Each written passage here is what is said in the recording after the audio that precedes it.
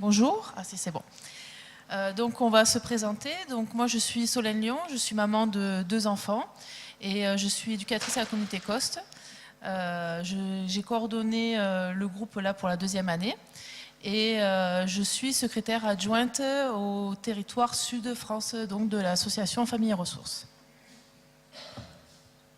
Bonjour, moi c'est Sabrina Dergam, je suis maman de 3 enfants, je travaille, je suis aide ménagère et là je suis depuis hier membre du bureau de l'association Famille et Ressources. Bonjour, Jérôme Delfortry. Donc j'ai été présenté comme apprenant. Apprenant, ça me va très bien parce que d'un côté j'apprends beaucoup des membres des familles et en même temps je suis dans la formation, je suis éducateur de formation.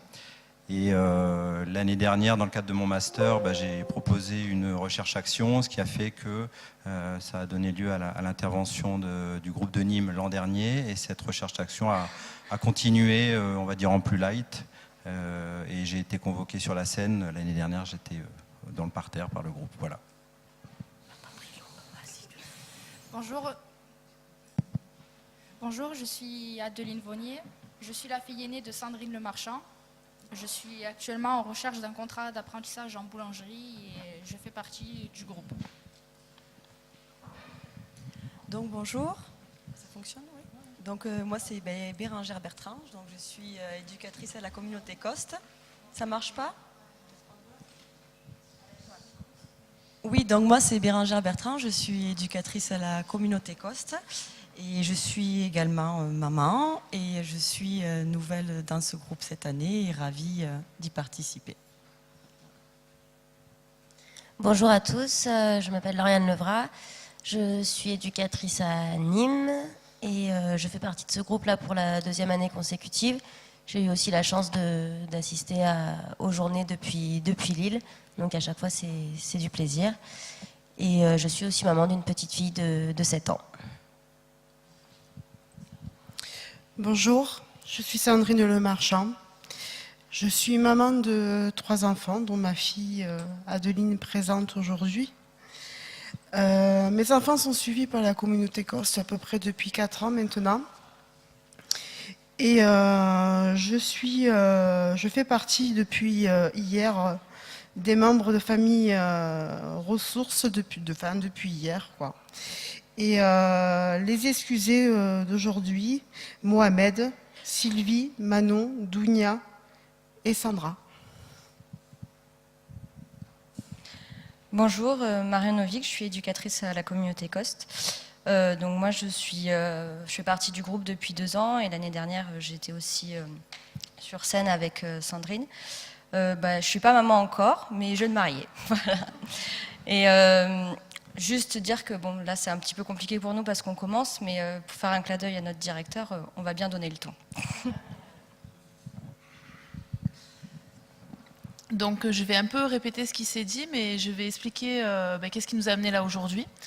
Donc il y a eu l'apparition de l'article dans les ASH en 2015 du pari du positif, qui a permis du coup de rencontrer des institutions et de parler des différents projets qui pouvaient être menés à Lille, à Royan, à Nîmes et puis d'autres institutions. Ça s'est élargi. Il y a eu l'idée donc de créer les journées d'études. Les premières se sont déroulées à Lille. On était qu'entre professionnels. On s'est dit comment on pourrait donner la parole aux membres des familles. Mais on ne savait pas trop comment faire intervenir, comment faire. Enfin voilà. Donc à Royan, on est venu avec un témoignage des familles, disant comment ils pouvaient percevoir notre pratique, notre façon de travailler. Et puis de là, on s'est dit ça serait quand même bien de pouvoir aller directement avec les familles et de pouvoir s'exprimer avec elles et qu'elles puissent le dire directement. Mais on ne savait pas trop sous quelle forme, comment. Et en septembre, Jérôme Delfortry nous a proposé de participer à une recherche-action où on serait un groupe réunissant des membres des familles, des professionnels. Donc ça permettrait d'avoir le savoir de ceux qui pratiquent dans le professionnel, de ceux qui expérimentent les familles, et le savoir théorique un peu qui serait, voilà, mais bon, pas trop parce qu'il va avoir une cheville qui enfle. Et donc cette expérience groupe a été très riche. On a pu présenter notre travail aux Journées de Nîmes. Et suite à ça, le groupe avait envie de poursuivre cette aventure et de continuer notre réflexion, parce que je pense qu'en fait, plus on continue, plus on a des questions sur notre façon de pratiquer, nous les professionnels, et les familles de leur côté, de comment ils nous voient. Et donc on a monté un projet proposant à la direction de la communauté COST de poursuivre ce travail. Donc il a fallu un certain temps, et puis ça a été validé donc en janvier 2018, ce qui nous a fait commencer le groupe en février 2018. Voilà.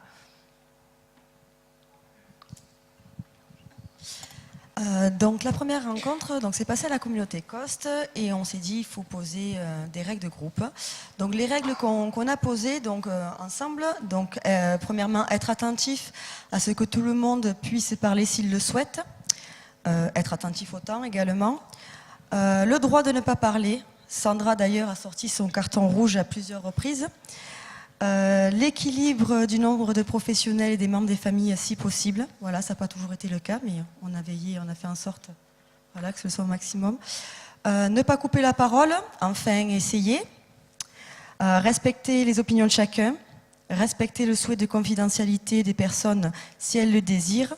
Et le groupe est garant du respect et de la confiance. Voilà. On a aussi essayé de clarifier comment on s'appelle les uns les autres, comment on se nomme. Certains souhaitaient être tutoyés, d'autres appelés par le prénom, on ne savait pas trop. Donc on a essayé de faire au mieux, mais en fonction de l'éducation de chacun. Voilà, pour certains, tutoyer l'autre, c'était pas évident. Mais bon, au jour d'aujourd'hui, il n'y a plus aucun souci, tout le monde se tutoie. C'est quelque chose de convivial, il n'y a plus de frontières entre nous. Voilà. On a aussi déterminé le lieu de rencontre, puisque nos premières rencontres à la communauté COST, on s'est dit, c'est institutionnel, ça ne permet pas trop l'échange. Donc, on a décidé de se rencontrer à 2 reprises chez Sabrina, puis au Jardin de la Fontaine. Et en fait, ce qui était important, c'était pas tant le lieu, c'était que le lieu soit choisi ensemble. Voilà, pour qu'on puisse y être à l'aise et qu'on puisse parler de nous librement, de la confiance. Voilà, donc une fois qu'on a eu cet accord de continuer le groupe, les règles fixées, le lieu, on était en février. Les rencontres se passent une fois par mois, donc en fait, il a fallu qu'on soit assez vite, je dirais pas efficace, mais qu'on décide de qu'est-ce qu'on va y faire là de ce groupe, parce qu'on est tous d'accord pour dire que c'est riche de partager les expériences des professionnels et des familles, mais voilà, comment on s'y prend pour pouvoir les échanger avec vous. Donc au début, on s'est dit qu'on allait prendre chacun à notre tour des situations qui ont pu, parce que le thème c'est les émotions, faire émerger des émotions. Donc à la fois les professionnels et les familles. On a commencé une première rencontre là-dessus, où on a marqué sur des petits papiers les émotions qui avaient pu ressurgir. On a pu voir qu'il y en avait en commune, il y en avait des complètement différentes. Ça a duré une séance, ça. La séance d'après, on s'est retrouvés et en fait... on s'est très vite dégagé de ce côté un petit peu trop, je ne sais pas si c'est méthodique ou scolaire, mais ce qui nous importait, c'était d'apprendre à faire connaissance, d'échanger sur nos préoccupations du quotidien, qu'elles soient personnelles, qu'elles soient professionnelles. Et en fait, c'est ça qui a créé la confiance qu'il y a aujourd'hui dans notre groupe.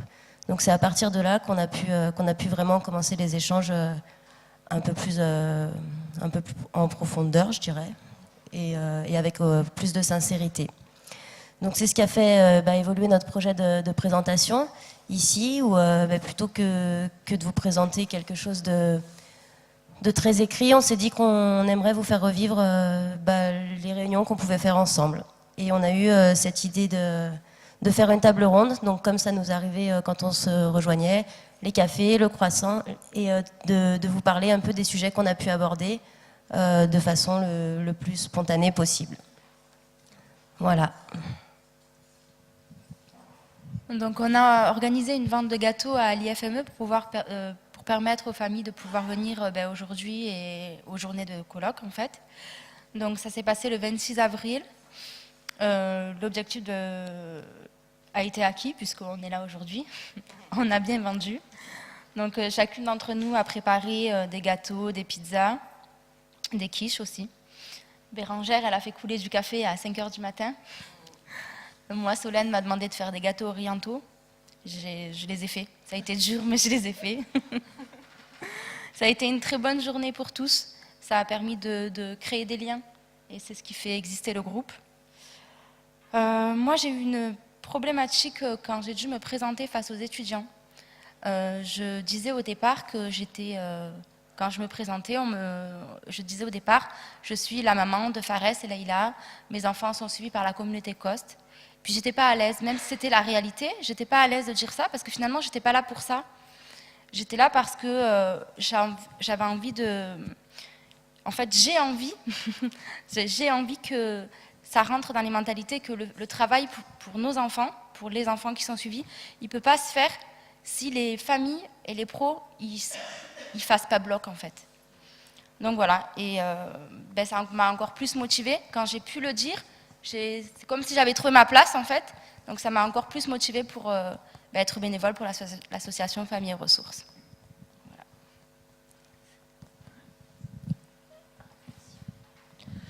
Donc en plus de la vente de gâteaux, on a dû trouver des financements et on a essayé par le biais des subventions. Sauf que ayant commencé le groupe un peu tard, la mairie de Nîmes et de Rodezsan nous ont expliqué que c'était pas possible. Du coup, c'est vrai que ça n'a pas été accepté. Après, pour la petite histoire, la mairie de Nîmes a déménagé dans nos anciens locaux de maison d'enfants parce que nous, on était à la base une grosse institution et on s'est divisé en plusieurs villas. Donc bon, j'ai eu le privilège de visiter nos anciens locaux, tout refait à neuf, mais malheureusement, ça n'a pas fonctionné d'être une éducatrice de la communauté COST. Bon, la prochaine fois, on croise les doigts, on espère avoir plus de financement pour justement permettre aux familles de venir si elles n'ont même pas envie de participer sur la scène, mais pouvoir être présentes dans le public et être tous unis pour justement continuer à échanger nos émotions et tout ce qui s'y passe pendant ces plusieurs jours et pouvoir après, par la suite, en parler tout au long de l'année.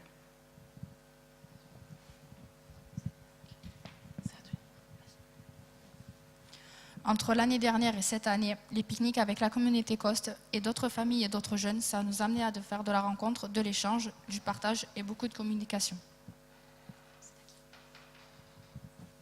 Alors voilà, le groupe, parce qu'il vient de vous être présenté, avait envie de vous témoigner des coulisses, du concret, du groupe, comment il se vit. Et voilà, il m'a aussi demandé d'animer, entre guillemets, une forme de table ronde, là maintenant, sur les différents sujets qui ont traversé les réunions de préparation. Simplement, pour le clin d'œil, quand Lauriane dit on faisait des post-it, quand elle dit on, elle prend soin de moi parce qu'en gros, c'est moi les post-it. Hein. Et donc, l'histoire du groupe, c'est un peu que j'ai essayé d'animer sur le même modèle que l'année dernière. Et puis finalement, le groupe m'a dit avec beaucoup de bienveillance, écoute, tes post-it, non. Ton travail un peu trop intello, non. Nous, on a envie de parler du vrai, quoi. Du vrai. Et donc, on va démarrer sur des anecdotes. Et après, vous allez voir à quel moment les émotions arrivent. Et elles arrivent assez rapidement. Mais voilà, je crois que je ne trahis pas ce qui s'est vécu. Et ils m'ont aussi convoqué, puisque voilà, ils voulaient que je sois présent, parce que c'est un peu facile d'être en bas, caché, pendant que les autres, ils stressent. Et voilà, donc moi aussi, il fallait que je transpire. Donc, oui, Bérangère, le sac. Je peux garder. Alors moi j'ai une petite anecdote, histoire à vous raconter. Je me rappelle, c'était un lundi matin. Je me rends chez Sabrina et Sabrina me dit, au fait Bérangère, tu parles souvent de ton fils, quel âge il a il a 3 ans. Ah bon, et tu lui mets quoi en taille de vêtements? Je sais pas, 4-5 ans là. Et elle me dit, ça tombe très bien, j'ai un sac de fringues, nickel, les habits sont top. Tiens, c'est pour toi. Ah, c'est pour moi? Ah bon, moi, un cadeau. Et là, je me suis retrouvée un petit peu le cul entre deux chaises pour être polie, parce que qu'est-ce que j'en fais? Donc je me suis dit, je vais prendre le sac et dire, les enfants de la communauté COST seront contents de pouvoir avoir de nouveaux habits, mais en même temps, j'ai ressenti que le cadeau, il était il était pour moi Bérangère, éducatrice, mais pas qu'éducatrice, moi en tant que personne. Donc j'ai pris ce sac, je suis partie et j'ai de suite appelé ma collègue qui vous racontera ce que j'ai pu lui dire, tout affolée. Voilà, je me suis retrouvée dans une situation pas forcément confortable. Voilà. Et là, pour le coup, je me suis retrouvée très vulnérable. Moi, quand j'ai donné le sac, effectivement, je ne le donnais pas à l'éducatrice, je le donnais à la personne. Et en fait, parce que je peux me permettre de dire la personne, puisque quand on est dans nos réunions, il n'y a plus d'éducatrice, de membres de famille. On est égaux, en fait. On est tous pareils. Donc oui, je le donnais à la personne. Et je m'attendais à la réaction de Bérangère. J'avais envie que, à quelque part, j'avais vraiment envie qu'elle me dise « Ah mais non, mais je peux pas, parce que on n'a pas le droit de recevoir des cadeaux. » Et j'avais déjà la réponse. Je lui aurais dit « Mais arrête, s'il te plaît, Bérangère, t'es pas que l'éducatrice de mon fils, t'es aussi ma collègue de travail. Puisque dans le groupe, on travaille et on est aussi collègue de travail. Donc tu peux l'accepter parce que je ne le donne pas à l'éducatrice de Fares, donc je le donne à ma collègue de travail. » Voilà. Donc Bérangère m'a appelée effectivement pour me dire qu'est-ce que je fais, est-ce que j'accepte ou est-ce que j'accepte pas. Moi je lui ai raconté qu'effectivement au début où je travaillais à la communauté Coste, pareil, une maman m'avait offert un cadeau et j'avais bien senti que j'avais pas le droit de refuser. Et donc j'avais été très embêtée, j'en avais parlé à personne, je me suis dit je sais pas, là je suis peut-être en train de faire une faute, est-ce qu'on accepte, on n'accepte pas. Moi à l'école on m'a appris, non, on sépare bien les deux, on n'accepte pas les cadeaux, c'est toi qui travailles, les familles reçoivent, point. Et du coup je lui ai dit que moi ça m'avait mis au travail et c'est vrai que c'est quelque chose que j'ai beaucoup réfléchi en me disant mais si moi à un moment donné ça m'a mis mal à l'aise ce cadeau, quand moi je donne aux familles, quand je donne aux enfants, qu'est-ce que ça peut leur faire aussi? Est-ce qu'à un moment donné, trop donner c'est pas aussi plus difficile? Et du coup c'est vrai qu'on a pu échanger sur les temps partagés, parce qu'à Coste on fait beaucoup de temps partagé, donc des activités avec les parents, les enfants, et moi je fais attention de ne pas proposer des activités qui sont extra chères, de bien faire attention que, en gros, je ne vais pas mettre plus en difficulté la famille, alors que l'intérêt n'est pas là, c'est justement de vivre un temps ensemble et de partager ce moment-là, et chacun d'en retirer des bénéfices, donc du coup, voilà. Et de là, on a pu échanger sur qu'est-ce que c'était en fait de donner, de recevoir, est-ce que... voilà, c'est... du coup, c'était... Pour rester aussi sur ce donner-recevoir, je crois que Sandrine, tu pouvais compléter aussi par rapport aux anecdotes des vêtements. Voilà, il me semble que tu avais aussi, ça avait amené ton point de vue et chacun a différents points de vue à ce niveau-là. Moi, quand ma fille est arrivée à la communauté Coste, j'ai eu une très grosse galère, c'est que je n'ai pas pu rentrer chez moi pendant 15 jours, donc tous ces vêtements étaient restés à la maison. J'ai dû placer ma fille en urgence, donc la communauté Coste l'a habillée. Moi, en tant que maman, je me suis ressentie en fait que je ne pouvais pas assumer en gros mes enfants, parce que j'ai vécu une période très difficile à ce moment-là. Et j'ai dit, en fait, on prend un peu ma place. Voilà. Oui. Et aussi, il y a quelque temps, mon fils avait énormément grandi. Et en fait, c'est pareil, c'était un retour et aussi un remerciement à la communauté Coste. C'est que mon fils avait énormément grandi, donc j'avais fait un tri dans son armoire des vêtements qui n'y allaient plus.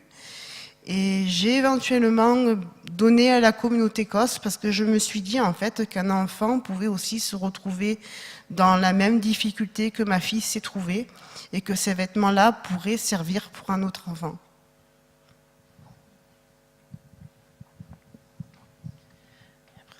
On a eu cette discussion et juste après le groupe, moi je suis allée chez une maman qui du coup avait préparé un sac d'habits. Et en fait, j'ai vu l'impact qu'avait eu ce groupe sur ma façon de travailler, parce que j'ai eu voilà, du coup une réaction différente. J'ai pris les vêtements et j'ai bien remercié la maman et j'ai vraiment fait attention parce que elle m'a dit combien c'était important pour elle de pouvoir rendre ce qu'elle avait reçu aussi. Et elle m'a expliqué qu'effectivement, quand elle a eu son bébé, elle n'était pas prête, elle n'avait pas les habits qu'il fallait, donc on s'est mobilisé, on a demandé des dons de vêtements d'enfants. Et on a pu lui permettre d'avoir des habits, des jouets, etc. Et donc pour elle, elle disait que c'était important qu'elle puisse, elle aussi, maintenant, donner pour pouvoir aider d'autres mamans qui traversaient ça. Et que, voilà. Et j'ai pas essayé de chercher à dire non, quand même, garder, c'est de les vendre. Non, parce que je pense que le groupe m'a permis de comprendre que c'était important de recevoir ça et de permettre aux familles de pouvoir donner aussi.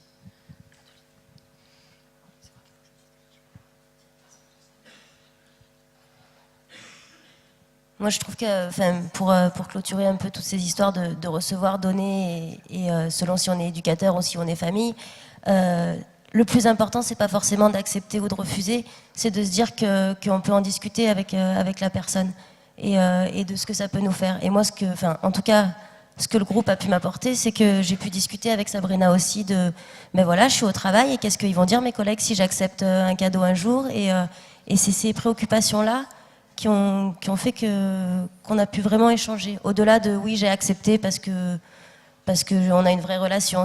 Tu peux comprendre aussi que moi j'ai des pressions extérieures, il y a un regard, enfin des pressions, que je peux avoir des questionnements, pourquoi tu acceptes telle ou telle chose, ou à l'inverse, pourquoi tu as donné le vélo de ta fille à telle famille, ou voilà, et c'est des choses qu'on a vraiment pu échanger ensemble. En fait, moi je trouve, parce que souvent j'assiste un peu spectateur, puis quelquefois je mets 1 euro dans la machine, mais il n'y a globalement pas besoin. Mais je trouve que c'est ce que t'amènes, Sabrina, sur en tant que maman d'enfant accompagné ou en tant que personne ou en tant que collègue. C'est un peu ça qui se joue sur la question d'accepter ou pas le cadeau, quoi. C'est est-ce que je l'accepte en tant que personne, en tant que Bérangère, et tout ce qu'on a appris en tant que professionnel. Et la question des émotions, elle est aussi là. Et c'est quelque chose qui était sorti, je ne sais pas si quelqu'un veut en parler, sur cette question-là en tant que professionnel, est-ce que je dois écouter ma colère quand j'en peux plus, quand je suis fatigué?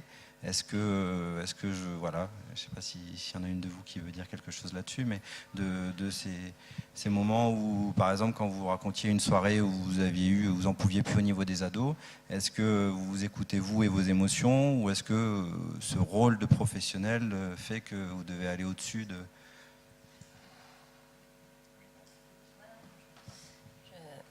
Enfin, c'est vrai que c'est ce qui a été important d'échanger dans les représentations qu'on pouvait avoir, à la fois nous, mais ce que les familles, ou Sabrina, ce que tu as pu dire sur les éducateurs, ils ont des émotions en fait, et on a beaucoup discuté de ça sur ah mais vous rentrez chez vous et en fait vous pouvez quand même repenser à nous, alors positivement, ou enfin peu importe l'émotion, vous êtes encore en colère, ou alors vous êtes encore inquiet, ou alors vous êtes encore content pour nous.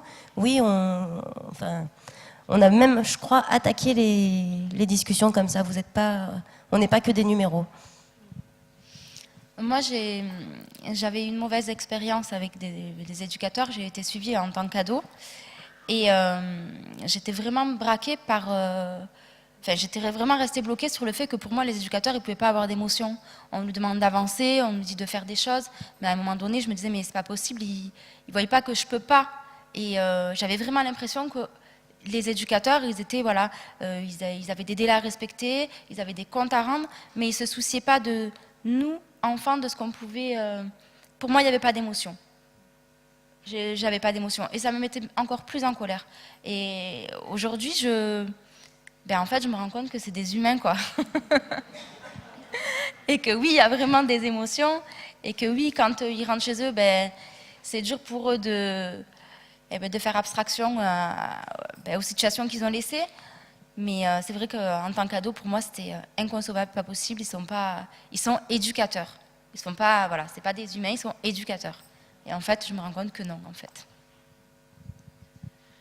Et c'est vrai qu'on a longuement échangé sur, à un moment donné, éducateur, qu'est-ce que ça implique? Parce que il y a des mandats, il y a des comptes à rendre, il y a des projets à monter, il y a des rapports à faire. Et c'est vrai que ça a permis qu'on puisse en parler et dire que nous, en tant qu'éducateurs, des fois, c'est pas facile entre ce qu'on nous demande et la réalité, en fait. Et quand on nous demande de faire un projet avec la famille et de le construire avec la famille sur 3 mois, en fin de compte, 3 mois, c'est court. Pour le monter, le projet, il faut le temps de la rencontre, il faut le temps de se faire confiance, de vivre des choses ensemble.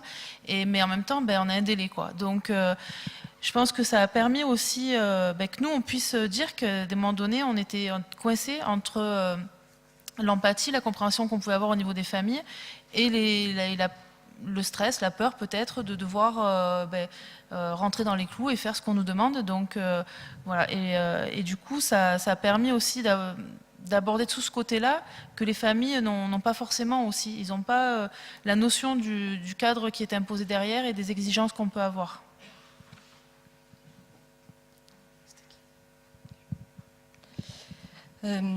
C'est vrai qu'on se disait souvent comment nous, en tant que personne, on peut se présenter quand on arrive dans une situation.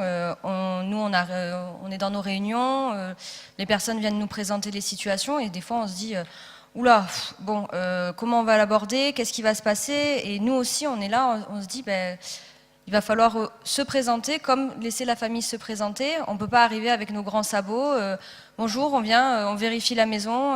Donc c'est vraiment tout un partage et c'est pouvoir des fois rester sur le pas de la porte parce que les familles ne nous ouvrent pas la porte et attendre 1 semaine, 2 semaines, 3 semaines. Et du coup, pour créer ces projets-là, c'est créer ce lien de confiance et faire petit à petit et vraiment permettre que le projet s'écrive correctement. Et le but, c'est vraiment qu'à la fin, les familles aient compris qu'on était juste un outil, que nous, on a amené la boîte à outils, là, elle est posée, vous inquiétez pas, on sera présent avec vous, mais on est juste, comme le faisait souvent Sabrina, disait que on était juste un pied ou un outil pour plus que ça soit bancal sur un moment donné, quoi. Je rejoins la Marion là-dessus, parce que moi j'ai vécu dans une cité où j'avais peur que mes éducateurs référentes rentrent à mon domicile pour aussi une question de sécurité. Et j'avais honte de l'endroit où j'habitais. Donc j'en ai resté pas mal de mois, j'ai bien 3-4 mois sans qu'ils rentrent à mon domicile. Parce que j'étais mal à l'aise de les recevoir et de les mettre en danger. On a pu échanger aussi sur la rencontre, parce que c'est sûr que les familles, elles sont pas toujours demandeuses de l'aide. Il y a des familles où c'est une contrainte judiciaire et qui vont pouvoir nous dire mais nous, on n'a juste pas envie de vous rencontrer.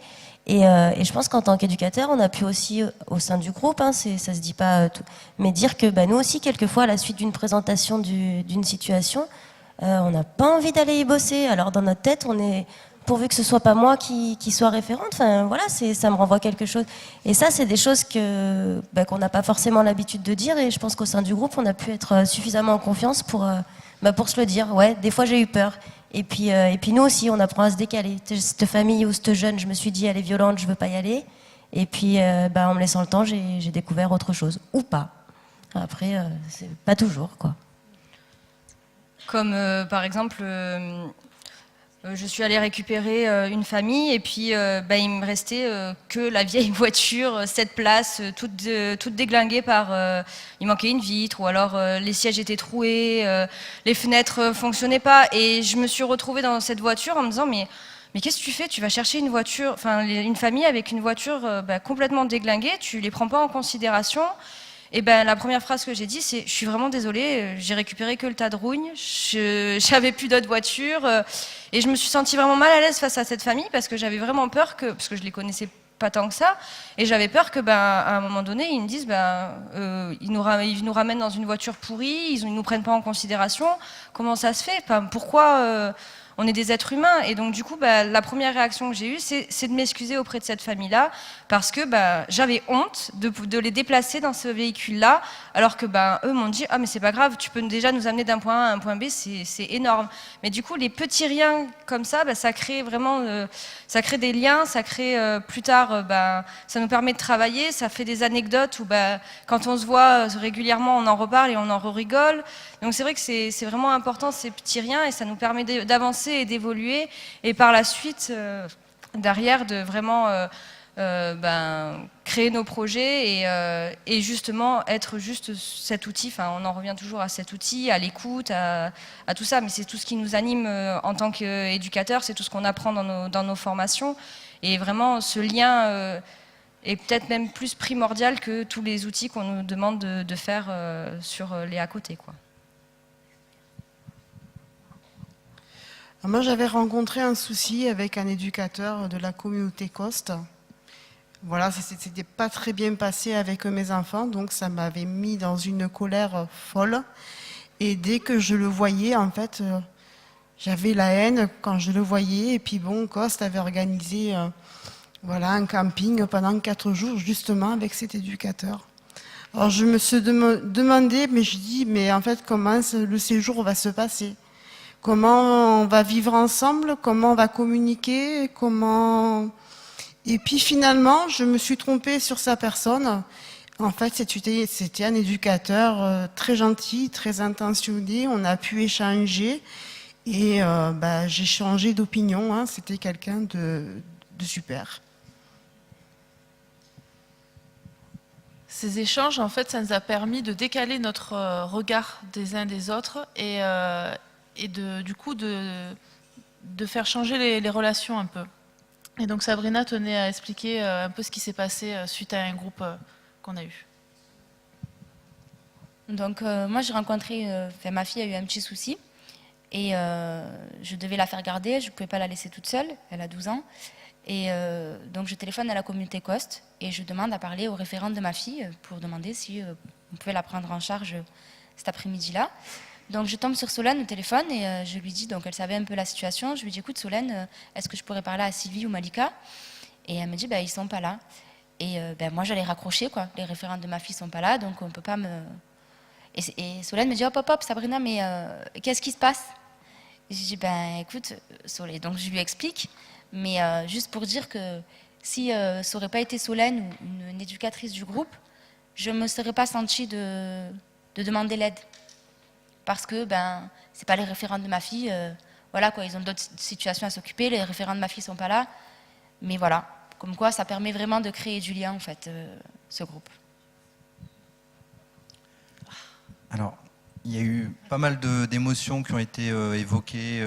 Ça n'a pas été simple d'ailleurs de faire dire aux professionnels leurs émotions, des émotions qui au départ sont de la colère, mais qui ont pu aussi être verbalisées comme de la révolte. Ou du tiraillement, ou des émotions assez lourdes. Et à un moment donné, une petite lumière est arrivée du côté de Lauriane. Non, c'est vrai que dès le départ, dans les émotions dont on a discuté ensemble, on avait beaucoup de colère, beaucoup de peur, beaucoup d'inquiétude, beaucoup d'angoisse. Et une fois, on s'est dit, mais... là, il y a un truc qu'on oublie de vous dire. Je parlais donc de moi en tant que professionnelle et je m'adressais à Sandrine, Sabrina, Mohamed. Je dis, il y a un truc qu'on oublie de vous dire, c'est que et Adeline, c'est que on a plein d'émotions positives aussi et c'est super chouette de pouvoir aussi être réellement fier d'un jeune qui a avancé. Et on n'est pas juste content pour lui parce que notre travail avance, ça nous prend aux tripes, on est fiers, on est content pour lui. Un jeune qui réussit quelque chose, une maman qui va mieux, enfin voilà. Donc il y avait la fierté, le bonheur et toutes ces émotions positives. On a un peu tendance à les vivre comme ça et à moins en discuter comme si elles étaient moins importantes. Alors qu'au final, on en revient toujours à... Ça a été aussi nos fous rires et ces moments-là de convivialité, de partage qui font qu'on tient et qu'on peut en parler et peut-être parce qu'on en vit des positives, on peut aussi arriver à parler des émotions les plus compliquées. En fait, je pense qu'en tant que professionnel, c'est dur de se mouiller et de parler d'émotions. Et c'est fois plus facile de parler des émotions négatives. Et, voilà. Et ce groupe, ça nous a permis de nous forcer, quoi. Et on a dû y aller, quoi. On a dû sortir les émotions. Bon, là, Sabrina, du coup, essayer de tendre encore une perche sur les émotions. Moi, j'ai pas réussi à la saisir, donc je suis désolée. Comme quoi, encore, c'est compliqué. Mais du coup, on se l'est dit beaucoup plus, là, de vivre des choses ensemble. On a pu se dire, tiens, moi je suis fière de toi parce que, putain, là tu prends plus la parole, t'as bougé, t'as avancé. Et s'encourager, voilà, là on a stressé ensemble, on se l'est dit, on n'a pas fait, bah non, on est trop fort, on est professionnel, on va parler, tout va bien se passer. Non, non, du tout. On stresse et beaucoup même. Donc voilà, et tout ça, on a pu le parler et on a vu combien ça c'est aidant dans le travail, même si je pense que tous, on le sait, on utilise nos émotions, mais peut-être pas assez à des moments donnés. Voilà. Et de remettre de l'humain, de vivre ensemble. Et à la fois, je pense qu'il est important qu'on respecte les limites de chacun. Parce que, bah ouais, on parle plus de nos émotions, on en discute, on se livre, ou pas. Et quelquefois, ça peut aussi mettre en difficulté sur certains sujets. Et je pense que c'est arrivé à plein d'entre nous de pouvoir dire non, mais là, ce sujet-là, il me touche trop, c'est trop compliqué pour moi, Joker, quoi, j'ai pas envie et c'est pas grave non plus.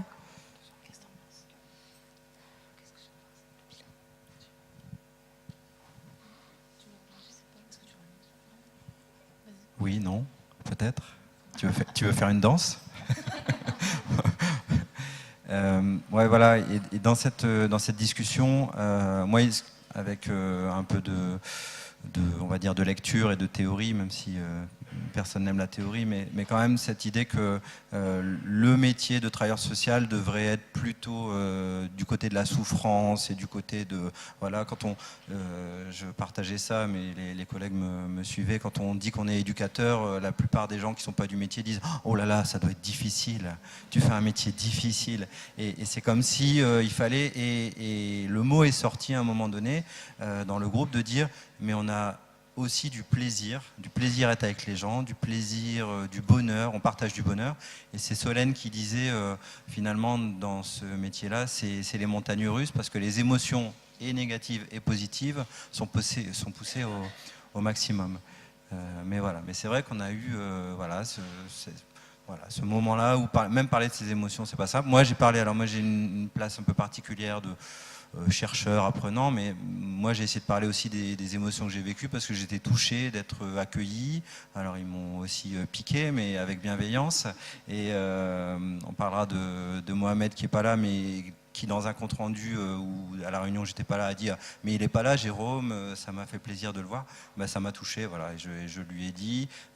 C'est d'ailleurs le seul homme du groupe, et c'était courageux et beau, et moi je l'ai vu pleurer dans la réunion quand il a parlé de lui. Ben, ça m'a fortement touché, quoi. Voilà. Et oui, parce que dans le groupe, il y a eu des rires, mais il y a eu des larmes, il y a eu voilà, beaucoup d'émotions. Donc c'était ça. Après, c'est pas facile de vous retranscrire ce qui s'est vécu. On a essayé de...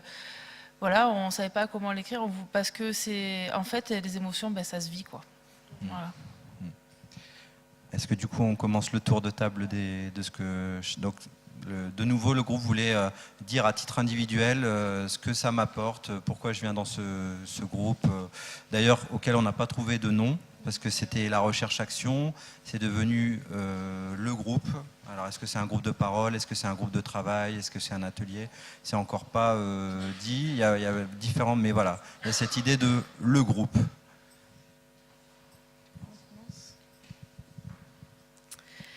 Bon, donc je lis, hein, c'est pas très drôle, mais ça permet d'être moins émotif. Moi, ce groupe m'a permis de rencontrer donc différents membres des familles. Je me suis aperçue que malgré mon changement dans ma pratique professionnelle en termes de considération, ben, en fait, il me restait encore du chemin, et j'étais encore étonnée voilà, des réactions des familles à des moments donnés. Je me suis sentie à l'aise et libre dans mes échanges dans ce groupe. Les moments partagés ont permis au groupe en fait, d'acquérir une réelle identité, et qui fait qu'on y est bien, qu'on se sent en confiance, et que la parole est libre. Et ça, c'est plutôt agréable. Ces temps de réflexion m'ont permis de faire donc, des parenthèses et de prendre le temps de réfléchir à comment je travaille, pourquoi je travaille et quels sont les impacts sur les familles. Ces échanges sont riches et me donnent l'envie de poursuivre cette belle aventure et de continuer à réfléchir sur toutes ces questions qu'on a au quotidien dans notre pratique. Et en fin de compte, plutôt que d'essayer de chercher des réponses entre nous professionnels, et vraiment d'en échanger avec les membres des familles qui ont beaucoup de richesses à nous apporter. Il y a tellement de choses qui sont passées donc, dans les échanges que c'est dur de faire vivre et de partager ce qu'on a vécu. Et donc voilà, pour moi voilà, ça a été beaucoup d'émotions, et ça reste encore beaucoup d'émotions. Donc moi, c'est vraiment beaucoup des moments de partage, d'échange. Et je vais faire court, mais c'est clair au moins. J'ai vraiment le sentiment d'être utile à l'amélioration du travail entre les familles et les professionnels. Et ça booste encore plus mon engagement dans l'association. Voilà. Alors, moi, je trouve effectivement beaucoup de convivialité, d'échange et de respect, mais en même temps, même si on ne l'appelle pas comme ça, il y a un gros travail de formation. Les professionnels et les membres des familles se coltinent des questions, y réfléchissent, ça les travaille dans les réunions, ça les travaille en dehors des réunions. Et voilà, moi, ça m'a énormément nourri, ça m'a énormément bousculé. L'année dernière, d'une part, je maîtrisais peut-être un peu le truc. Cette année, le truc m'a complètement échappé. Et voilà, c'est comme un peu un bébé qui grandit. Et puis, voilà, j'ai envie de tout gérer le truc. Et en même temps, elles m'ont bien renvoyé dans mes 22. Et voilà, ça piquait un peu, mais ça m'a fait grandir. Voilà. Alors, ouais. Alors, monsieur voulait un truc carré, très scolaire. Donc, je lui ai dit de ne pas s'inquiéter, qu'on n'allait pas faire un truc carré, qu'on allait un peu l'arrondir, mais que ça serait propre. Donc, voilà.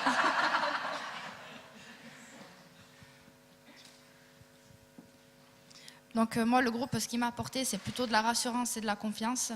Par rapport à ma situation, ils m'ont aidé à y voir du positif au lieu d'y voir du négatif.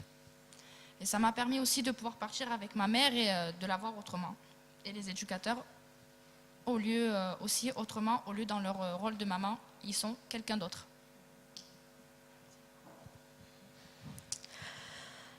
Mais donc moi, ça m'a permis de me rendre compte finalement que, en parlant chacun de ses préoccupations, donc celles des professionnels et celles des familles, on arrive à partager finalement des préoccupations communes qui sont inhérentes à notre travail. On passe de voici ce qui est important pour toi, voici ce qui est important pour moi, à voici ce qui est important pour nous. Ce groupe aussi nous a permis d'évoquer librement les paradoxes dans lesquels on peut se trouver, et les tiraillements qu'on a entre nos émotions et la commande institutionnelle et sociale. Et ce que j'en retiens, il y a deux choses que je retiens qui pour moi sont assez importantes, c'est que la technicité, elle ne doit pas prendre le pas sur la relation et sur les émotions, et qu'il est hyper important de veiller à l'équitabilité de la relation, voilà, à ce qu'il y ait un équilibre, que chacun puisse donner et recevoir un retour. Moi, je vais faire assez court, mais je vais quand même répéter ce que les collègues ont dit, c'est qu'avant tout, ça a été des moments riches de rencontres et de plaisir. Après, je pense que dans ma pratique, je me pose encore plus de questions. Et j'ai aussi, alors c'est pas une désillusion, mais je pense que je me rends compte que la seule bonne volonté, elle suffit pas. Qu'on a beau avoir de la bienveillance, ça suffit pas toujours. Et c'est à travers les échanges que je me rends compte que il y a des fois j'ai eu des bonnes intentions, j'ai voulu avoir de la considération, et ça peut quelquefois être interprété complètement autrement. Donc j'essaye d'en tirer pour mon travail le fait de verbaliser encore plus ce que je peux dire ou faire ou ressentir. Et puis pour conclure, je me rends compte aussi que chaque personne est vraiment unique et chaque relation est vraiment unique. Et même si on dit les familles ou les professionnels, non, il y a un professionnel, une femme. Et après, c'est sûr qu'il y a des choses qui nous regroupent et on peut faire appartenance. On a des éthiques, on a des choses comme ça. Mais voilà, chaque personne est vraiment différente. Moi, c'est vrai que chaque réunion a été un vrai plaisir de partager avec chacune d'entre vous et chacun d'entre vous, parce qu'il manque Mohamed. C'est vrai que on a pu construire une confiance qui nous a permis quand même une grande liberté de parole, comme l'expliquaient les filles avant. Et du coup, cette liberté de parole nous a permis des échanges constructifs et surtout, pour ma part, d'évoluer dans mes pratiques, permettre de me poser des bonnes questions et puis de me remettre en question en me mettant à la place d'eux. qu'est-ce que je ferais s'il m'arrivait ça. Et tout de suite, ça nous permet de changer l'angle de vue. Et en changeant l'angle de vue, on voit beaucoup de choses, des choses que en tant que professionnel, on ne pourrait pas forcément imaginer. Et du coup, là aussi, ça crée encore du lien, ça crée encore des échanges. Et ces échanges-là, ils nous animent tous. Et moi, ils m'animent toujours plus particulièrement par rapport à l'écoute. C'est quelque chose qui est très, très important pour moi. L'année dernière, on a fait justement un sujet là-dessus avec Sandrine. Donc c'est quelque chose qui aujourd'hui encore me pose question, savoir comment on peut écouter correctement quelqu'un, que ce soit dans ta vie personnelle ou dans notre vie professionnelle. Donc du coup, c'est toujours important de pouvoir arriver à se mettre à la place d'eux et pour pouvoir se dire qu'on puisse encore évoluer de jour en jour, quoi. Moi, ce groupe m'a permis, en espace de 2 ans, d'évoluer, de voir les choses autrement, que chacun a des familles ou des professionnels ont leurs soucis aussi personnels, et qu'on est tous différents. Les familles n'ont pas tous les mêmes situations, et que je suis contente parce que j'ai rencontré cette année Sabrina, que je connaissais pas. J'ai rencontré Mohamed qui habite vraiment pas loin de chez moi et que je n'ai pas eu l'occasion malheureusement de le rencontrer avant. Alors c'est un monsieur que j'apprécie énormément parce qu'en plus c'est le seul papa qu'on a dans le groupe et c'est un monsieur qui m'a énormément touchée. Voilà, en plus il m'a ramené chez moi après notre réunion, on a parlé un peu de tout et de rien, tout en simplicité, et il m'a dit que si un jour j'avais un problème, de ne pas hésiter, qu'il était à côté et qu'il serait là pour m'aider. J'ai trouvé ça très touchant. Voilà. On tenait aussi à faire passer le bilan des personnes qui n'ont pas pu être présentes aujourd'hui. Donc moi je vais parler pour Sylvie, c'est elle qui l'a écrit, donc ça va être vraiment de la lecture pour pas dénaturer ses mots. Donc Sylvie dit qu'à chaque réunion, j'ai le plaisir de partager ces moments avec vous. On ne peut pas être sur les mêmes attentes, chaque personne a une place, une vision différente, ce qui permet d'avoir des échanges naturels. J'aimerais qu'à terme, dans ces réunions, que la fonction d'éduc s'efface et laisse place à l'humain. Pour la suite, comment utiliser ces échanges dans le cadre de mon travail ? Comment diffuser ce travail dans le futur ? Donc c'est toutes ces questions qu'elle se pose et qu'on se pose tous et qu'on aimerait que ça suive. Ensuite, j'ai Dounia, donc Dounia qui a dit « Je pense que c'est utile parce que ça met de la confiance entre tous. J'ai revu Mohamed à l'extérieur. On était contents de se voir, car Mohamed m'a beaucoup touchée. Sandrine aussi m'a beaucoup touchée, parce qu'elle a besoin d'être réconfortée et de rencontrer du monde. Je suis contente qu'elle ne soit plus si seule. Elle m'a demandé de l'aide par rapport à sa fille. Je ne me sentais pas de le faire devant le groupe, mais plus tard, autour d'un café, ce sera avec grand plaisir. Je veux revenir. J'ai bien aimé tout le monde, même le monsieur chauve. »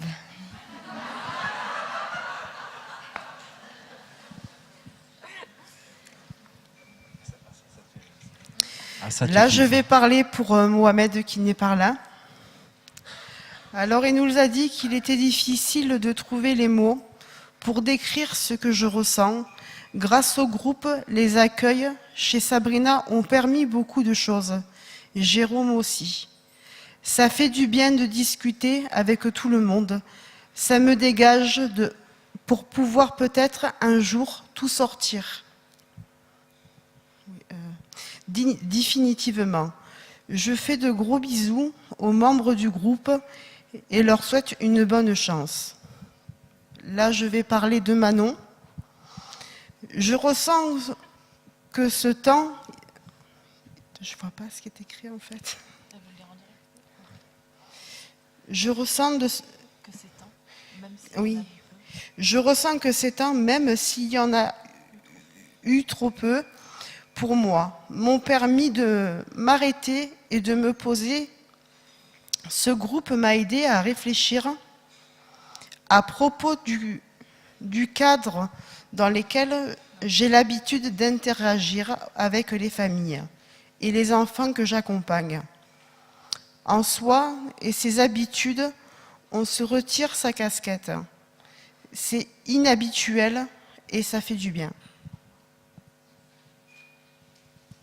Alors, moi, quand j'ai réfléchi et en entendant encore les différents bilans, quand on se demande mais comment le groupe s'appelle, bon, c'est peut-être pas tellement important le titre, mais sur le fond, moi j'avais au début l'idée que les réunions de préparation n'étaient que de la préparation et puis que le plus important c'était l'intervention.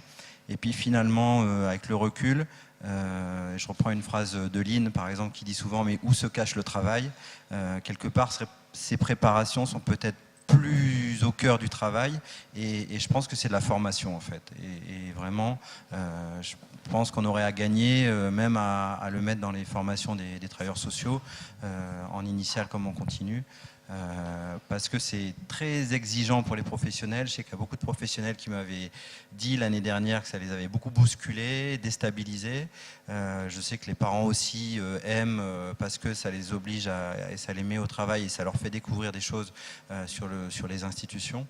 Et voilà, je me dis que ça pourrait être une formation. Et on voulait terminer sur une note d'humour. Je te passe la parole, Sabrina. Donc moi, entre le temps de ma demande d'aide pour mes enfants et l'arrivée, c'était hyper long. Et j'avais trop hâte en fait. Et je me disais, c'est bon, ils vont arriver les éducateurs, Pascal le grand frère, c'est tout bon. Ils vont régler mes problèmes, mais vite fait quoi. Et en fait, je me suis vite aperçue que j'allais encore ramer. Mais bon, un peu moins parce qu'ils allaient m'aider quand même. Donc en fait, vraiment là, ce qu'on peut dire aujourd'hui, c'est que d'avoir des éducateurs, on est tous dans le même bateau et en fait, on rame ensemble, quoi. Voilà.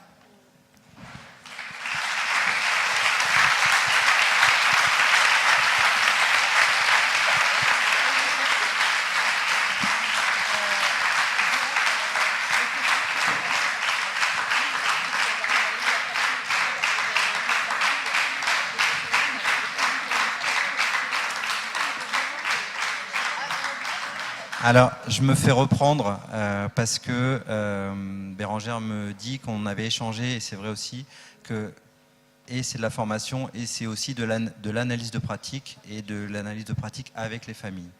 Et ça, c'est voilà, c'est aussi quelque chose, enfin, c'est un mot des travailleurs sociaux, mais l'analyse de pratique, c'est quelque chose de très précis. Et en même temps, quand les familles sont là, ça a une beaucoup plus grande ouverture. Et j'en parlerai demain, mais avec Johanna et Lynn, on a écrit un article. Et notamment, c'est quelque chose que Lynn dit aussi, qu'on devrait ouvrir ces espaces privés, qu'on ne garde que nous, entre professionnels qui sont riches, les ouvrir. Et effectivement, c'est ce que montre le groupe, les dynamiques qui s'y situent. Alors, les questions. Le groupe a souhaité conserver le même fonctionnement que les questions de l'année dernière, c'est-à-dire, j'aurais dû le dire au début de l'intervention, j'ai pas été malin, d'écrire vos questions. C'est dans une idée de pouvoir un peu temporiser, d'éventuellement demander au groupe s'il y a des questions qui ne se sentent pas de répondre. C'est inspiré de la méthode du croisement des savoirs et des pratiques de ATD qui procède comme ça. L'idée c'est de continuer à prendre soin des membres des familles et aussi des professionnels, mais l'intention d'ATD c'est surtout les membres des familles, mais voilà, de prendre soin des personnes et que cette place-là elle est stressante comme ça, d'être au milieu de la scène. Et voilà, on sait qu'il y a beaucoup de bienveillance, mais en même temps, des questions peuvent venir toucher des choses que vous n'imaginez pas. Donc voilà.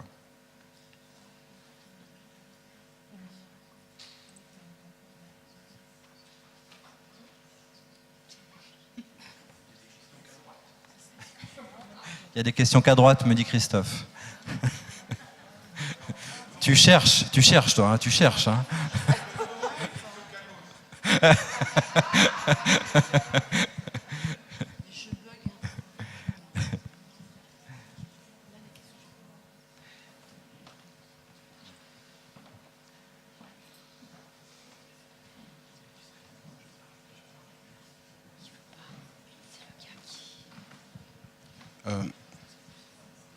D'ailleurs, au niveau des questions pour la journée, sur le programme est marqué que le soir, il y a un petit temps pour les boîtes à questions, parce qu'il y a peut-être des questions qui vont venir après. Parce qu'en fonction des interventions, il y aura soit des questions directement sans petit papier, d'autres moments où ce sera avec des petits papiers. Mais peut-être que vous vous dites à 3 heures, ah mince, ce matin, il y a ça qui me vient, ça me pose question, et de pouvoir utiliser donc la boîte à questions. Alors, la boîte à questions, on ne l'a pas faite, il faut qu'on la fasse. Mais vous pouvez récupérer les petits papiers, on va les mettre où soit pendant les interventions, vous pouvez faire signe et je vous amène un petit papier, soit elles seront sur le côté ici de l'estrade, si ce n'est pas pendant une intervention. Voilà, donc et le soir on ressortira les petits papiers pour pouvoir questionner sur tout événement de la journée. Voilà. Merci.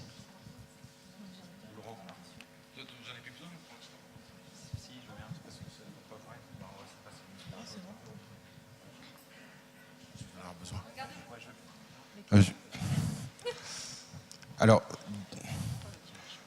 c'est vrai que la formulation est importante. On en a une petite là, qui est prête.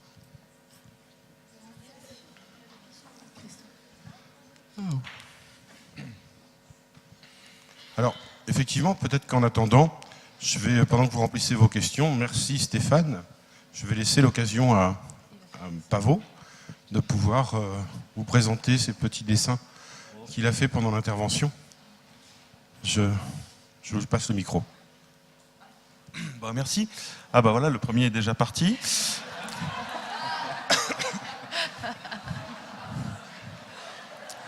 Voilà, ça c'est fait. Je suis content, j'ai trouvé mon souffre-douleur pour la journée. Alors ensuite, l'intitulé de votre présentation s'appelait de la colère à l'empathie. Alors j'ai fait un truc là-dessus.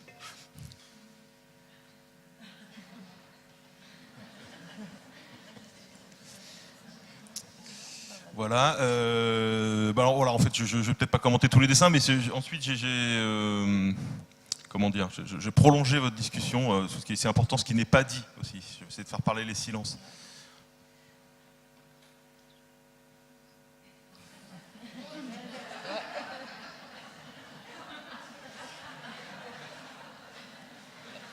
C'est vrai.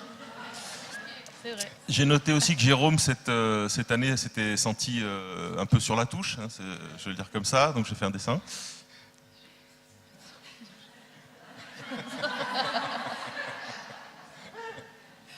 Voilà, puis encore Jérôme, je remarque quand même que le casting autour de toi est particulièrement, comment dire... Enfin bref, je vais mettre le dessin.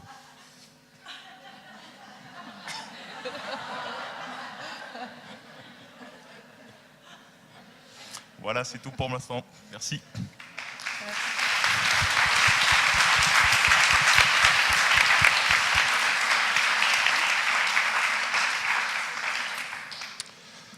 Donc effectivement, nous improvisons et plutôt qu'une boîte à questions, vous allez avoir un seau à questions. Je vous laisse vous retourner. Notre chère collaboratrice va pouvoir montrer haut et fort ce beau seau. Voilà, ce sera champagne pour le seau à questions.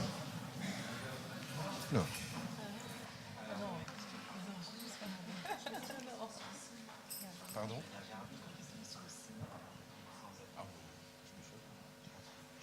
Je fais passer déjà au fur et à mesure celles qui arrivent. Merci. Hop. Hop.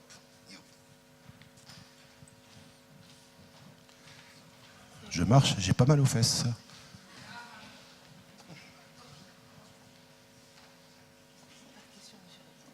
Hop.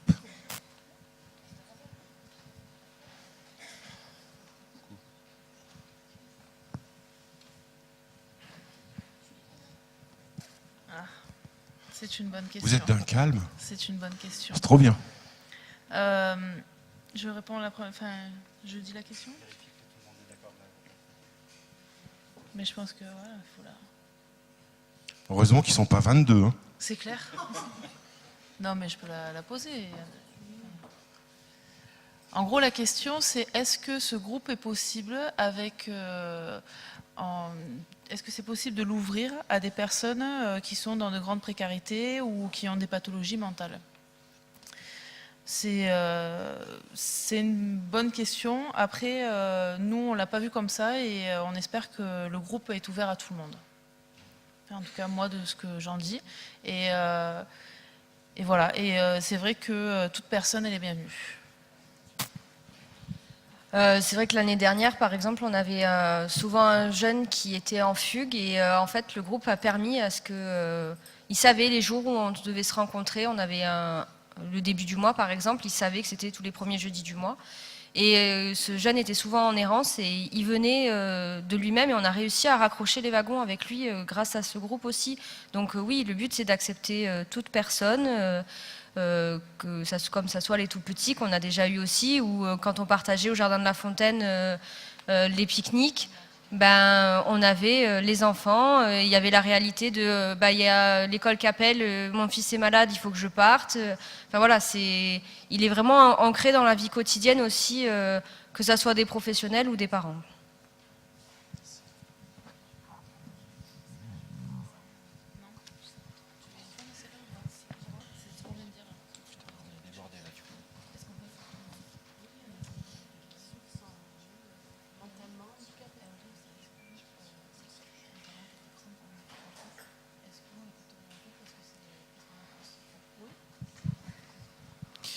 Alors oui, effectivement, on accepte les parents qui sont en très grande difficulté. Ils sont bienvenus dans le groupe. C'était la même question?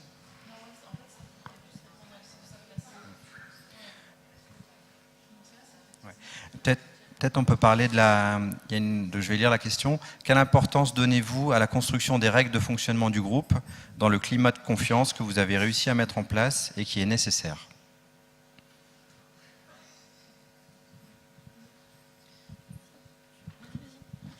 Je pense qu'on y met de l'importance à les définir ensemble. Ça, c'est ce qui a vraiment été important.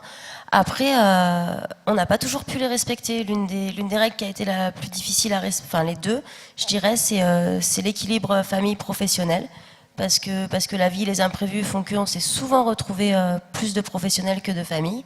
Alors, pas à la base des personnes qui devaient venir, mais voilà, le jour J. Et puis la deuxième règle qu'on a eu beaucoup de mal à respecter, c'est la gestion du temps. Après, je pense qu'on fait un peu comme on a fait un peu comme on a pu, quoi.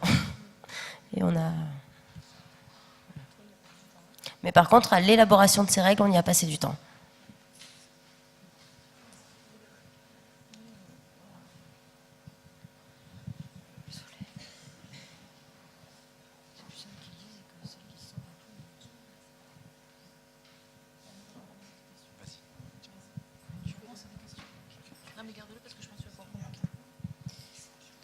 Moi, je vais répondre à deux questions. Donc, la première, c'est comment faire la part des choses quand on est face à la personne dans le groupe de travail, puis face à elle quand il faut aborder les difficultés éducatives. Donc, écoutez, je vais parler pour moi, puisque dans le groupe, j'ai la référente de mon fils. Donc, j'arrive... en fait, on a créé une relation de confiance, donc c'est encore plus facile d'aborder les difficultés éducatives. En fait, c'est pas sans filtre, mais il n'y a pas de barrière, quoi. Il y a vraiment une relation de confiance. Je sais que Bérangère, je vais pouvoir lui dire toutes les difficultés rencontrées, puisque j'ai confiance. Voilà. Voilà, c'est ça. Je réfléchis plus à comment je vais lui dire les choses. Si sur le moment je suis en colère, je vais lui dire en colère. Voilà. Et en fait, on se comprend mieux. De par cette confiance, on se comprend mieux. Voilà.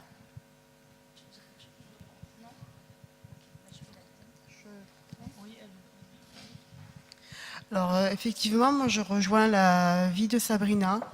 Alors moi au début, j'ai eu du mal à faire confiance à mes éducateurs parce que bien sûr, on apprend à se connaître les uns les autres. Et que, à l'heure d'aujourd'hui, que si je rencontre des difficultés, avant je m'abstenais à dire de ce qui allait, de ce qui n'allait pas. Maintenant, s'il y a quelque chose qui ne va pas, je le dis franchement. Voilà, je ne m'en cache pas. Et c'est pareil, ça rejoint avec la relation, la confiance.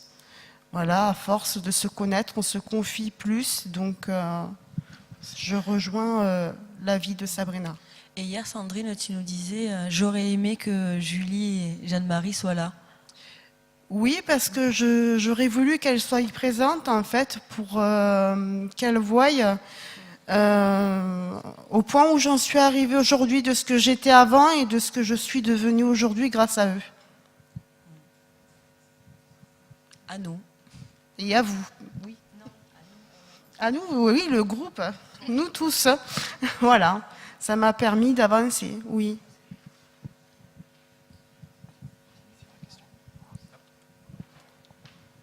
Donc là, c'est pas une question, c'est une remarque. Donc la personne dit, on parle d'égalité, mais les pros ne parlent pas de leur vie privée et les familles se dévoilent plus. Où est l'égalité? En fait, dans le groupe, on se fait des petites confidences quand même. Hein. Les pros, ils se lâchent de temps en temps. Il faut pas croire. Donc vraiment, dans le groupe, il n'y a pas... je crois que c'est Manon qui parlait de casquettes. Donc je pense que oui, effectivement, ils enlèvent leur casquette et ils se dévoilent parce que sinon, ça pourrait pas... C'est vraiment un échange, sinon ça pourrait pas se faire. Nous, encore une fois, je vais parler pour moi et je peux me permettre de parler pour toi, Sandrine, aussi. On ne pourrait pas se livrer s'il y aurait cette barrière, pro-famille. Moi, j'aurais pas pu donner sans recevoir, en fait, tout simplement, voilà. Et alors, moi, j'ai essayé dans l'animation de ces groupes de mettre d'égal à égal les membres des familles et les professionnels. Mais c'était pas simple et je propose à Sandrine de se souvenir d'une anecdote donc l'année dernière Sandrine, Aïcha, Solène et Priscilla sont venues intervenir à l'école d'éducateurs de Genève et donc on a été manger une fondue comme quand on vient en Suisse, on est allé manger une fondue la veille. Et Sandrine, si tu veux bien dire ce que tu nous as dit au repas. Alors bon, l'ambiance était sympathique, mais Sandrine a un peu cassé l'ambiance. Mais vas-y. sur le tutoiement. Ah oui, sur le tutoiement. Pardon. Oui, parce qu'en fait, j'ai posé la question à Jérôme, pourquoi il tutoyait tout le monde, mais pas moi, en fait. Et on était censé en fait passer du temps ensemble. Je dis en fait de se vouvoyer, pour moi ça met un frein et que dans le tutoiement, ça rejoint dans la confiance, dans le relationnel et que après les choses sont faites naturellement. Voilà, donc j'ai préféré qu'il me tutoie et puis bon maintenant on se tutoie et je trouve ça super. Alors moi, je veux parler du tutoiement parce que pour moi, ça a été très dur.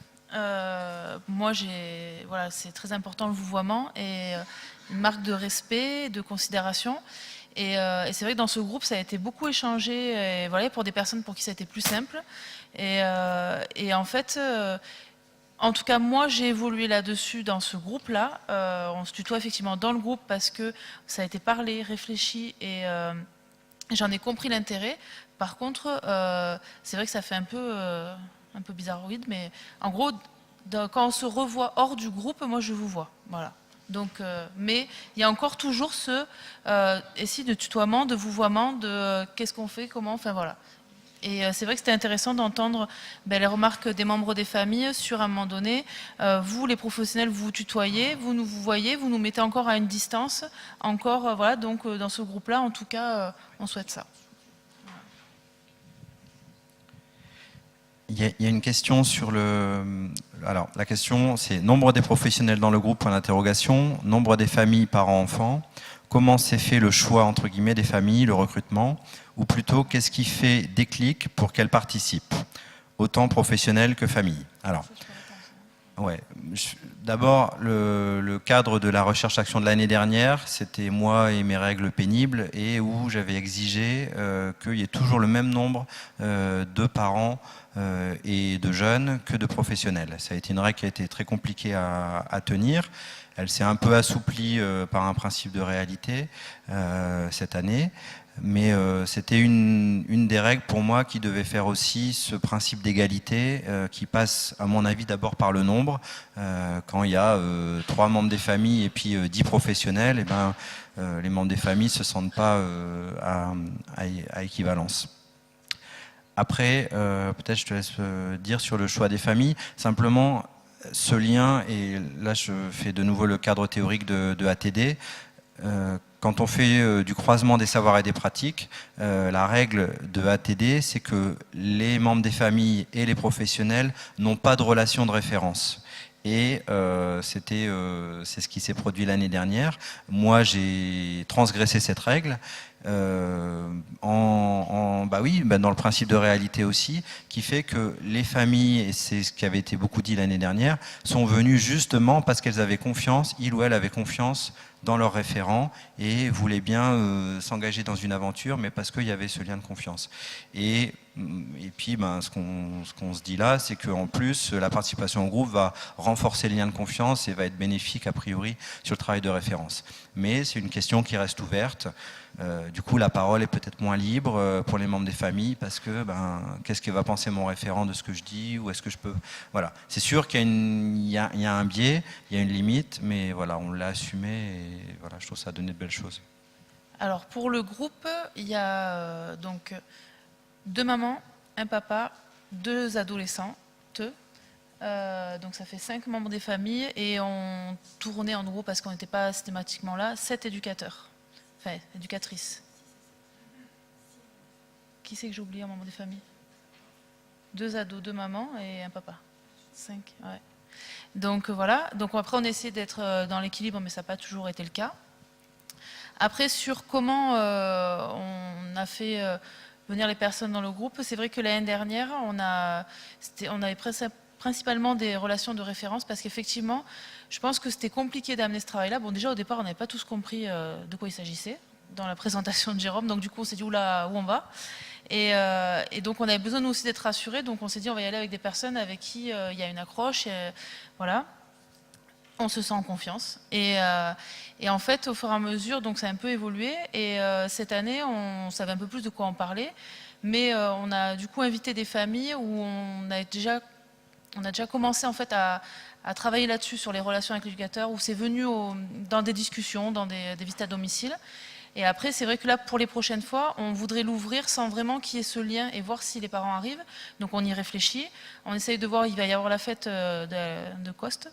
Donc du coup, voir comment on peut à ce moment-là, puisque les membres des familles sont invités, parler de ce travail-là et voir qui ça pourrait être intéressé, sans forcément qu'il y ait le lien, parce que peut-être qu'il y a des personnes qui sont intéressées mais auxquelles on ne pense pas, et qui est justement pas, il n'y a pas de critères de sélection. Après, Sandrine, peut-être tu peux dire comment tu es arrivée dans le groupe? Alors, je suis arrivée dans le groupe, en fait, c'est qu'il y a eu une fête à Rodescent, c'était la fête de Noël pour les enfants, enfin, une petite fête tous ensemble. Et j'ai rencontré, je peux nommer le nom ou pas? Voilà, non, j'ai rencontré Nancy, c'est une maman que j'avais j'ai eu un attachement énorme avec elle, que sa situation ressemblait à la mienne. Et elle m'a proposé d'intégrer le groupe. Alors je lui ai posé la question dans quoi ça consistait, etc. Donc elle me l'a dit, et puis j'ai dit oui. Et de là, je suis partie dans le groupe. Maintenant, je suis à la 2e année. Et je serai là aussi pour la 3e et la 4e. On espère.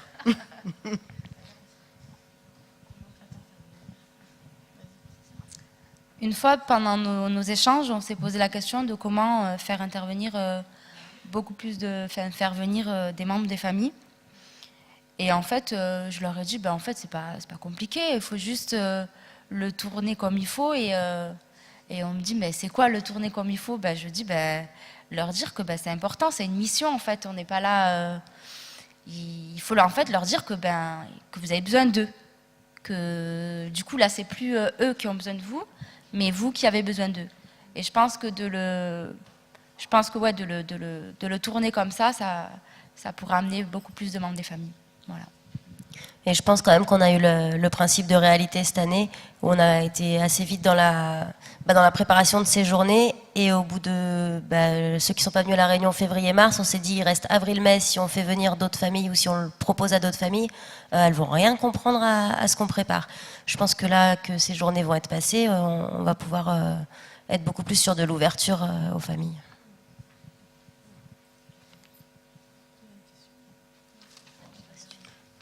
Alors, je voulais juste dire, avant que vous posiez la dernière question, ce sera la dernière, c'est ça? Il reste 2, d'accord. Donc, avant les 2 dernières questions, il y avait une réponse qui vient de la salle par rapport à la question tout à l'heure au niveau de la participation, si on peut accepter tout le monde, etc., au niveau par rapport quand il y a des maladies mentales. Donc on a une maman qui est présente, qui me fait l'honneur d'être son porte-parole, donc Karine Muté qui est là-bas, qui est également au sein du bureau de l'association, et qui dit, donc elle préfère que je le lise, c'est moins intimidant. Donc merci en tout cas de ce témoignage. Donc elle nous dit, je crois qu'on peut s'intégrer dans un groupe de travail même si on a des particularités. Notre groupe est ouvert aux personnes qui ont des pathos comme moi. J'y suis, mais c'est avec mes difficultés, donc à mon rythme. J'ai besoin de m'isoler parfois et je reviens après. Il faut que les autres écoutent cela. Il faut m'accepter à mon rythme. C'est une question de respect des 2 côtés. Voilà. Merci Karine.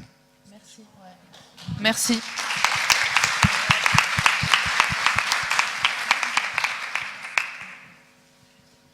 Donc, avant-dernière question, c'est ça?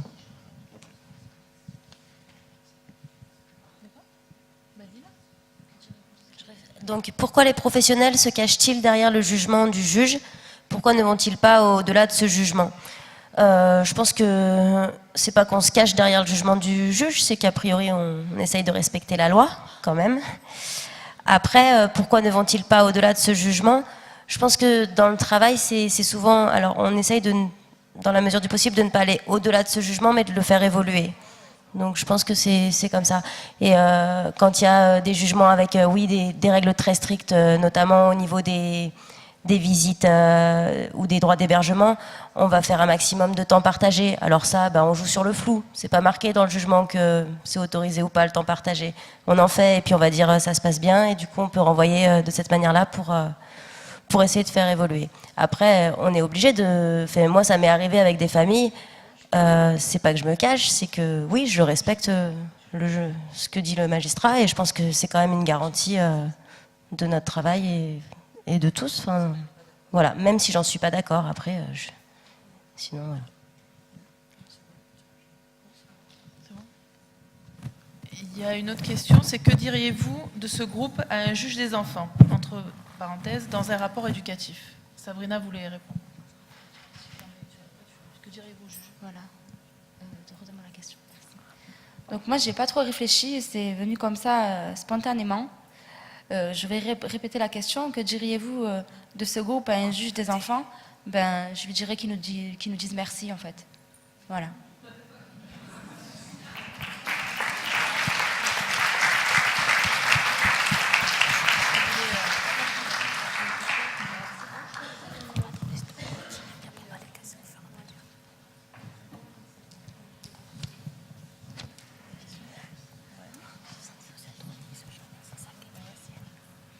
Ils sont froids. Pourtant, on a répondu à la dernière question. Normalement, c'est le code, hein, mais peut-être que j'arrive doucement. Ah tiens, tiens, voilà. Si, on a pris le code. On a tout compris. Alors, Salut. Keep cool.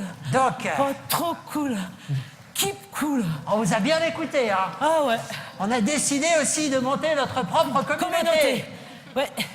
Keep cool. On va essayer de vous copier la Voilà. communauté Coste. Ça a l'air trop cool. Ça va? Donc, je me présente, Monsieur Lucien. Voilà. Voilà, j'ai décidé de monter une communauté. Je choisis l'endroit. La fontaine, le jardin des fontaines. Je vais lui mettre un coup de règle dans la gueule. T'as pas compris? Donc, madame, Monsieur, madame la boulette. il faut la choisir ensemble, le lieu, parce que ça va être une fois par mois. Alors, je t'explique. Si tu choisis tout, il va y avoir de l'eau dans le gaz. Parce que là, je vais la faire monter, la colère, tu vois. Je vais me lâcher, tu vois. Et ça risque de péter, tu vois. Déjà, lui, quand il est arrivé à la maison, j'avais envie de me plaquer la porte dans la gueule. J'ai senti qu'il... Tu sais quoi? J'ai bien senti qu'il avait peur d'être éducateur référent. Se caguer devant la porte. Madame la boulette, je crois qu'un groupe de travail s'impose. Oui, oui. Donc, on va essayer de... Voilà, On va essayer déjà je vais essayer de ne pas vous couper la parole. Déjà, règle numéro 1. C'est ça, oui. Règle numéro 1, oui. Ne me coupez pas la parole. Je ne vous couperai pas la parole, cher monsieur Lucien. Le truc, c'est qu'il va falloir... Essayer, oui. Essayer de... Voilà, il prend le droit de... J'exerce mon droit de ne pas parler. Il a donné un bel exemple ce matin. Voilà. Il applique. C'est un truc de dingue, ça. C'est complètement dingue. C'est un truc de fou. Peut-être qu'on pourrait se tutoyer. Oui, on pourrait se tutoyer. Ouais, ça ferait plus keep cool. C'est ça. Bon, Sur le même plan. c'est à peu près comme ça pour le moment. Bon, avant d'être collègues, déjà, on va arriver à se tutoyer. Salut, Tu vas Lucien, bien je m'appelle ma boulette. Moi, je m'appelle Lucien. C'est très bien. Tu me fais très mal à la main, là. Ah bon? C'est le trac, c'est la peur, vous savez, c'est mes premiers pas dans la communauté. Je connaissais pas du tout. Donc là, je débarque, je découvre le côté vraiment où je peux m'appuyer sur vous. Où vous pouvez vous appuyer sur moi. Oui, hop là, attendez. Magnifique. Vous savez, ils l'ont dit. Attendez. C'est des petits riens qui créent les liens. Attends, la boulette, C'est tout fait, c'est de la dentelle. Je me sens vulnérable. Oui. Oh ben, appuyez-vous sur moi. Voilà. Donc moi, je choisis d'aller au jardin de la Fontaine. Oui. À Nîmes. Allons ensemble. Allons ensemble au jardin de la Fontaine. D'accord. Nous allons essayer d'y aller vraiment coller serré. Gravir ensemble. Créer des liens. Aller vers le projet commun. Attendez, vous savez quoi? Aller vers le projet commun. J'ai un petit cadeau. J'avais pas de sac. J'ai trouvé une nounours. C'est la même couleur que votre t-shirt, j'avais repéré. C'est le coup du... On va voir comment il le prend. Voilà, c'est un cadeau. Oh ah.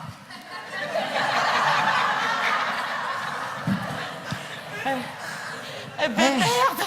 Ma vie croyait faire plaisir! Dois-je accepter ce cadeau? Ma dépendance en dépend-elle? Oh mon Dieu! Oui. Ah! Comment vous avez fait? Vous avez insisté. De force! De gré ou de force!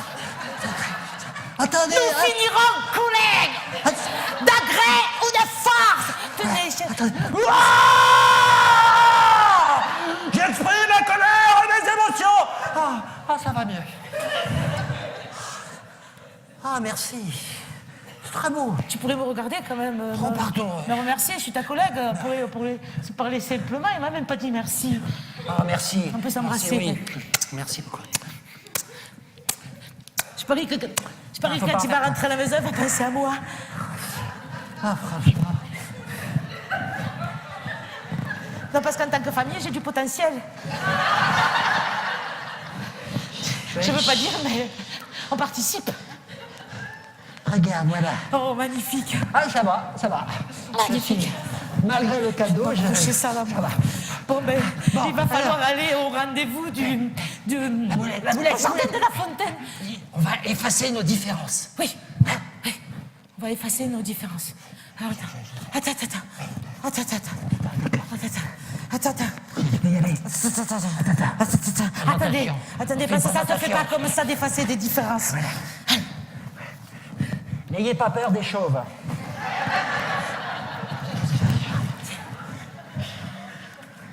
Voilà, on est les mêmes oiseaux, sur la même branche. On est les mêmes oiseaux sur la même branche.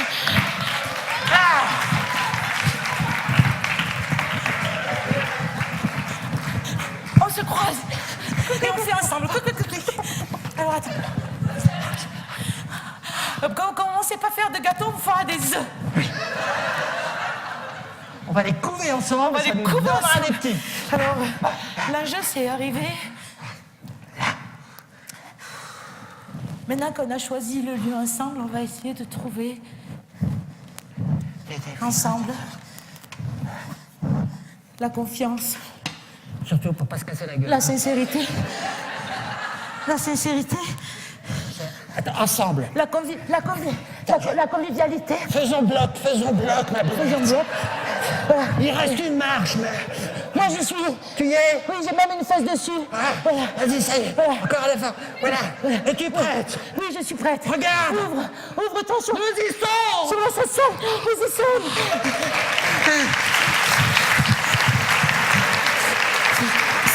C'est d'une sincérité. C'est d'une sincérité. Ce tel rapprochement. Vive la communauté. Keep cool. Keep cool. En plus, si on se casse la gueule, ce sera ensemble. Alors, tu sais, je suis sur tes parties. Aïe, aïe, aïe, aïe. J'ai aussi les émotions. Je te Ah ben, vous avez des questions? Voilà, pour l'instant, on en est là. On a compris que c'était ça, hein, le truc. Bon, voilà. Main dans la main. Il nous manque un petit, mais...